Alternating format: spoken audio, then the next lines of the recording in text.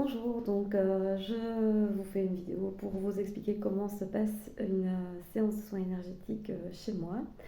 C'est la séance que je pratique le plus souvent et en tous les cas vraiment celle avec laquelle j'aime débuter un accompagnement parce que voilà, c'est pour moi la séance qui permet de faire réellement connaissance. Comment ça se déroule? Eh bien, donc, vous êtes dans mon cabinet. Et il y a deux temps en fait à cette séance. La première, c'est toujours un moment où je vous écoute. Donc, on est assis sur des chaises. Et c'est vraiment un moment de discussion et d'écoute. Donc, ça part dans tous les sens, peu importe. Le but n'est pas d'avoir une conversation spécialement suivie, mais vraiment de venir déposer ce qui vous encombre. Alors, ça peut être les raisons pour lesquelles vous avez pris un rendez-vous. Ça peut être aussi parfois ce qui s'est passé entre-temps. Même parfois simplement dans l'heure qui est arrivée, de dire bah voilà, là je viens avec ça, j'ai envie de le déposer. Une fois qu'on a passé ce petit moment d'échange, en général qui dure 10-15 minutes, on passe réellement aux soins énergétiques où là vous allez être couché sur la table de massage. C'est une table classique, hein, comme chez le kiné, vous êtes habillé, il faut juste enlever vos chaussures. Pour le reste, tout ce qui est ceinture, bijoux, etc., ça n'empêche pas du tout le travail. Sur cette aide de massage, en fait, ce que je vais faire, c'est écouter le corps. Donc le corps, c'est une mémoire émotionnelle, ça stocke énormément d'informations et surtout ça essaye en fait de nous alerter sur toute une série de choses, mais que souvent, voilà, alors soit on ne prend pas la peine d'écouter son corps, soit c'est là et on ne sait pas quoi en faire. Donc ici, la séance énergétique va vraiment permettre d'aller décoder finalement ce qu'il y a dans le corps. Donc ce que vous avez dit d'un point de vue mental, intellectuel, c'est intéressant, mais c'est souvent insuffisant. Donc si vous êtes comme moi, vous adorez papoter, vous papotez à vous-même, vous vous racontez des tas de choses devant le miroir de la salle de bain, vous avez compris des tas de trucs, vous êtes très malin, et pourtant ça ne change rien dans vos vies. Et donc là, l'idée c'est vraiment de se dire, bah oui, mais peut-être que le corps, lui, en fait, il a des clés qu'on n'a pas encore été trouvées, et c'est ça qui va vraiment débloquer la situation. Donc l'idée n'est pas de dire vous étiez stupide, vous n'avez rien compris, mais plutôt d'aller se dire tiens, en fait, qu'est-ce qu'il y a en moi que j'ignore ou que je choisis de ne pas regarder. Et donc avec le magnétisme c'est vraiment venir mettre ses mains en fait sur le corps. Parfois aussi je vais mettre la main réellement sur le corps en faisant des manipulations. Le magnétisme en fait va permettre d'aller déjà faire toutes sortes de régulations. Donc par exemple, si vous êtes arrivé, que vous avez été un peu stressé parce qu'il y avait de la circulation, vous n'avez pas trouvé à vous garer ou des choses comme ça, il y a du stress. Le stress, c'est l'énervement du quotidien. Et donc ça, en fait, avec les mains, on va pouvoir très facilement évacuer cette couche, en fait. Et progressivement, les mains ont accès à des couches de plus en plus profondes. Et c'est ça qu'on vient essayer de faire. Donc c'est vraiment de pouvoir pénétrer de plus en plus profondément dans l'histoire du corps. Alors, il n'y a pas de secret, les nœuds les plus importants se sont noués dans l'enfance. Pourquoi? Parce que nous sommes en fait des êtres qui arrivons purs, vierges, intacts, et on vit. Donc, il nous arrive toutes sortes de choses que nous allons apprécier comme positives ou négatives. Et donc, à ce moment-là, il y a des traumatismes, en fait, hein, des chocs émotionnels qui s'inscrivent en nous et qui vont nous faire agir à partir de là d'une certaine manière. Donc par exemple, croire qu'on ne peut pas faire confiance, qu'on est systématiquement trahi, et bien ça c'est un nœud très très profond en général chez plein de gens. La question de la légitimité, de la visibilité, c'est vraiment des choses en fait dans les couches les plus profondes. Donc en une séance, on va essayer d'aller le plus profondément possible, parce que pour moi la clé de la guérison elle est profonde, mais c'est pas toujours possible, parce que parfois voilà, on a des corps qui sont moins réactifs, qui ont appris à rester blindés, à dire ouais non ça va, je suis une femme forte, ou oui moi je suis un homme qui vit dans le stress, voilà je suis blindée. Et en fait, on va devoir progressivement ouvrir ces couches. Donc parfois, on doit ouvrir plusieurs boîtes avant d'accéder à la boîte où est le secret, où est la clé. Euh, Parfois, en fait, ça se fait rapidement. Alors, de nouveau, c'est pas une question de c'est bien, c'est mal, je fonctionne moins bien que quelqu'un de manière moins efficace. C'est juste que parfois aussi, il faut guérir plusieurs choses avant de pouvoir guérir le gros trauma, la grosse clé. Que parfois aussi, à l'inverse, quand on arrive et qu'on a directement accès à cette information, ça veut dire simplement que vous êtes prêt en fait à avoir cette info. Et ça c'est quelque chose sur lequel j'insiste beaucoup, c'est que parfois en tant que thérapeute, quand je mets mes mains sur quelqu'un, j'ai plein d'informations, je peux vraiment aller très très loin dans ce que je pourrais dire à la personne. Mais si je sens qu'il y a des réticences encore, si je sens qu'au niveau du mental, quand je viens avec des pistes, elles sont systématiquement refusées, c'est que c'est pas le moment. Et c'est important aussi pour vous de vous préparer à ça, de vous dire que vous allez peut-être devoir venir plusieurs fois, que vous allez peut-être devoir venir travailler d'autres choses avant de travailler la grosse problématique, mais que c'est vraiment le faire comme ça, c'est vraiment le faire dans le respect de vous. Que si vous ne procédez pas comme ça, l'immense risque en fait est de vraiment faire ce que moi je considère comme un effondrement psychologique. De dire ok, c'était trop gros, je ne m'attendais pas à ça, je ne sais pas comment le gérer.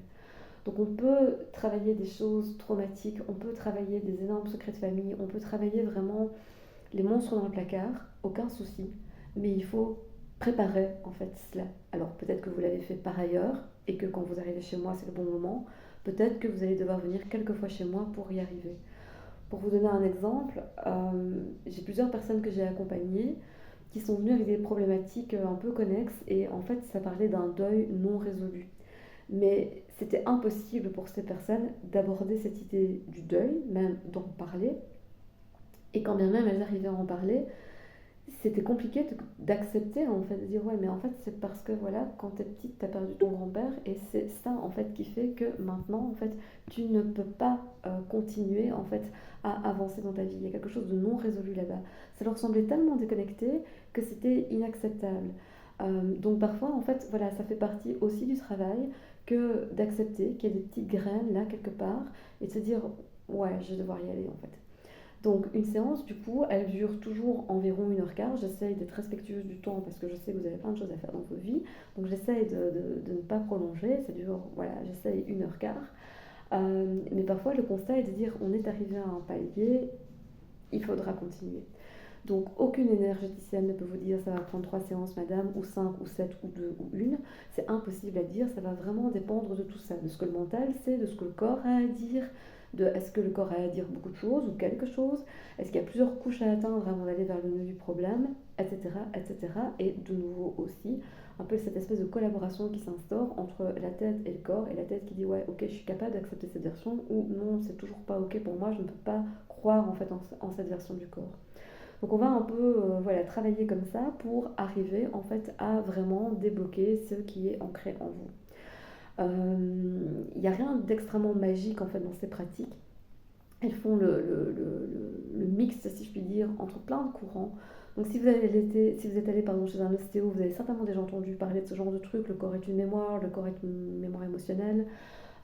Si vous avez été chez une kinésio, c'est la même chose. Si vous avez été chez, par exemple, des gens qui font des pratiques comme les bols tibétains, où on utilise la vibration aussi pour aller décoller les émotions. Donc vous allez retrouver cette gamme-là. Ça parle des chakras, évidemment, parce que les chakras, c'est ce qui a été théorisé par toutes sortes de médecines, souvent, en fait, côté plutôt Inde. Mais vous avez en fait vraiment beaucoup de théories autour de ces points énergétiques. Ça a même été étudié à la faculté de médecine de Paris dans les années 20.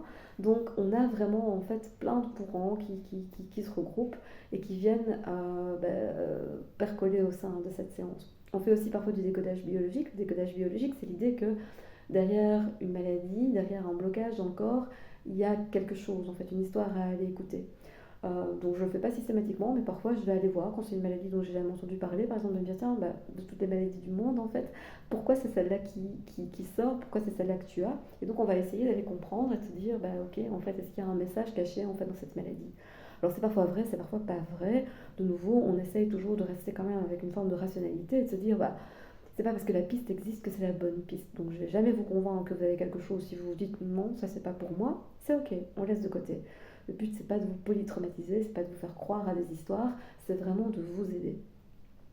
On utilise aussi au cours de cette séance ce qu'on appelle l'hypnose conversationnelle. L'hypnose conversationnelle, c'est euh, l'idée que votre corps est un peu comme un flipper en fait. Donc il y a des lumières qui vont s'allumer et en fait ça va créer d'autres lumières à un autre endroit. Donc c'est comme si en fait en appuyant sur un endroit du corps, votre cerveau pardon, avait une fulgurance et se disait ah oui en fait j'étais pas du tout venue pour parler de mon père mais en fait tout d'un coup j'ai envie. Alors ça s'appelle mon père, mon ami d'enfance, mon petit chien, peu importe.